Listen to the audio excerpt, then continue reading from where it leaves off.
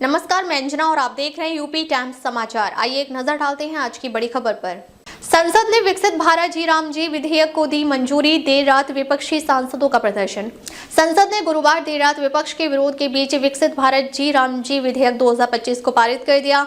ग्रामीण विकास मंत्री शिवराज सिंह चौहान ने कहा कि कांग्रेस ने बापू के आदर्शों की हत्या की, जबकि मोदी सरकार ने उन्हें जिंदा रखा है। मनरेगा योजना की जगह नया विधेयक लाने और उसमें से महात्मा गांधी का नाम हटाने को लेकर विपक्ष के आरोपों को उन्होंने सिरे से खारिज कर दिया। राज्यसभा से पारित हुआ जी राम जी बिल। शिवराज सिंह चौहान ने कहा कि विकसित भारत जी राम जी विधेयक 2025 के माध्यम से प्रधानमंत्री नरेंद्र मोदी की सरकार महात्मा गांधी के आदर्शों को लागू करने और विकसित गांव की बुनियाद व विकसित भारत बनाने के लक्ष्य की दिशा में काम कर रही है। राज्यसभा में विधेयक पर 6 घंटे से अधिक चर्चा हुई। केंद्रीय मंत्री शिवराज सिंह चौहान के जवाब के बाद इसे ध्वनि मत से पारित कर दिया गया। सदन ने इस विधेयक पर विपक्ष के कई सदस्यों की ओर से लाए गए संशोधन प्रस्तावों को नामंजूर कर दिया।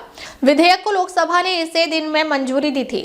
चर्चा का जवाब देते हुए चौहान ने कहा कि देश में 1960 से 1961 में ग्रामीण जनशक्ति कार्यक्रम बनने से लेकर मनरेगा यानी महात्मा गांधी राष्ट्रीय ग्रामीण रोजगार गारंटी अधिनियम तक समय समय पर विभिन्न योजनाएं बनती रही हैं। उन्होंने कहा कि इनसे उद्देश्य पूरा नहीं होता या थोड़ा ही लक्ष्य पूरा होता है तो नई योजनाएं लाई जाती हैं। ग्रामीण विकास मंत्री उच्च सदन में जब चर्चा का जवाब दे रहे थे, उस दौरान विपक्ष के सदस्य आसन के समक्ष आकर लगातार नारेबाजी और हंगामा कर रहे थे।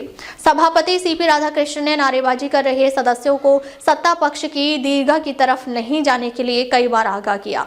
बाद में कांग्रेस सहित विपक्षी सदस्य विरोध जताते हुए सदन से बहिर्गमन कर गए।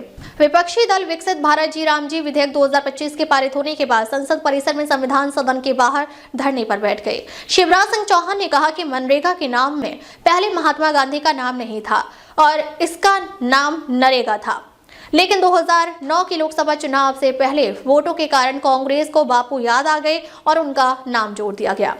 शिवराज ने कांग्रेस को घेरा। केंद्रीय मंत्री ने आरोप लगाया कि कांग्रेस नीति सरकार ने मनरेगा को भी ताकत के साथ लागू किया और प्रधानमंत्री नरेंद्र मोदी ने इसे सही से क्रियान्वित किया। उन्होंने यूपीए और एनडीए सरकार के समय इस योजना के क्रियान्वयन की तुलना करते हुए कहा कि कांग्रेस के समय जहां 1660 करोड़ श्रम दिवस सृजित हुए थे, वहीं मोदी सरकार में 3210 करोड़ श्रम दिवस का सृजन किया गया।